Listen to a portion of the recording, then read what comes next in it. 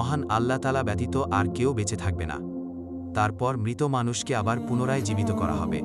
প্রত্যেক মানুষকে আবার নতুন করে জীবন দান করা হবে এবং এদেরকে নিয়ে একটা বিশাল মাঠ পতিত হবে। মাঠের নাম হবে হাসরের মাঠ। এই মাঠে সবাইকে তাদের কর্মের হিসাব দিতে হবে। যারা ভালো কাজ করেছে তারা জান্নাতে যাবে এবং যারা মন্দ কাজ করেছে তারা জাহান্নামে যাবে।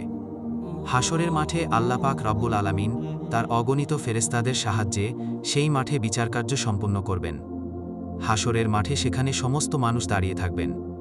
যারা পৃথিবীতে ভালো কাজ করেছিলেন তাদের জন্য জান্নাতের সুসংবাদ আসতে লাগবে, আর যারা পৃথিবীতে খারাপ কাজ করেছিলেন, মন্দ কাজগুলো করেছিলেন, তাদের জন্য জাহান্নাম থেকে সংকেত আসতে থাকবে। ইতিমধ্যে যারা পৃথিবীতে খারাপ কাজ করেছিলেন তাদের ঠোঁট মুখ শুকিয়ে যাবে।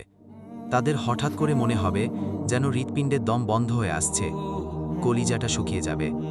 কেননা সে বুঝতে পারবে, আমি তো পৃথিবীতে দিন